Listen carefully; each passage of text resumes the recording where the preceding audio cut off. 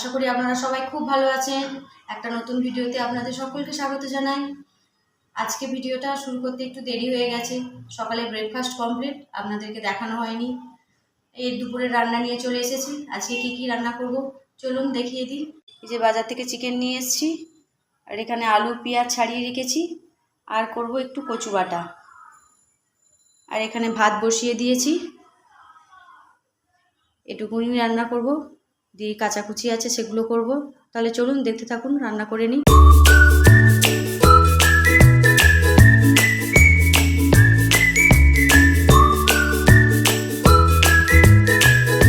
চিকেনের আলুটা ভাজতে দিয়ে দিয়েছি, আর এই ভাতও এদিকে বসিয়ে দিয়েছি।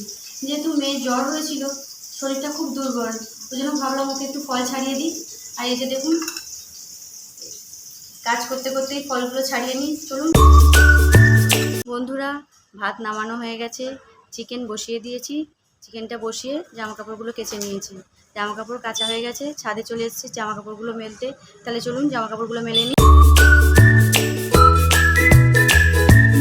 জামা কাপড় মেলা হয়ে গেছে, জামা কাপড় মেলে চলে এসেছি। এবার চিকেনটা কষা হলো কিনা দেখি, চলুন আপনাদেরকে দেখাই।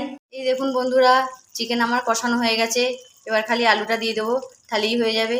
তাহলে চলুন, চিকেনটা ওদিকে হোক, আর এদিকে আমি একটা কড়াই বসিয়েছি, কচু বাটাটা করে নেবো। তাহলে চলুন, কচু বাটা করতে কী লাগে সেগুলো আপনাদেরকে দেখাই। এখানে গোটা রসুন আছে, শুকনো লঙ্কা আছে, আর কালো জিরে আছে। আর এই যে কচুটাকে বেটে রেখেছি, লঙ্কা গুঁড়ো হলুদ গুঁড়ো নুন দিয়ে মাখিয়ে নিয়েছি। এবার রসুনটাকে একটু থেতো করে কালো জিরে আর শুকনো লঙ্কা ফোড়নে দিয়ে একটু নেড়ে নেবো, দিয়ে তারপরে কচুটাকে দিয়ে দেবো।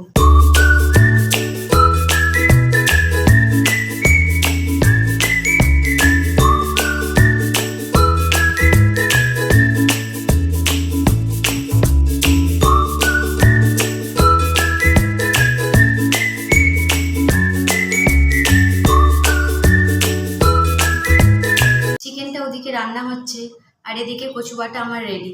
কচু বাটা রান্না করতে বেশিক্ষণ সময় লাগে না, অল্প সময়ের মধ্যে এই রান্নাটা হয়ে যায়, কিন্তু খেতেও হয় খুব ভালো।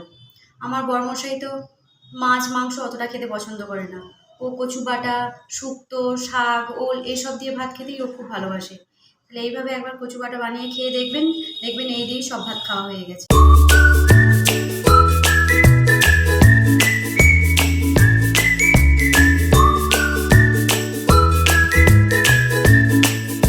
গুড আফটারনুন বন্ধুরা, স্নান সেরে পুজো পাঠ করে চলে এসেছি খেতে। খেতে বসে গেছি বন্ধুরা।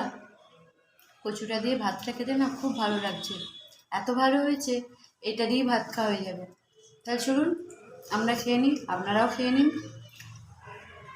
সবাই ভালো থাকবেন, সুস্থ থাকবেন।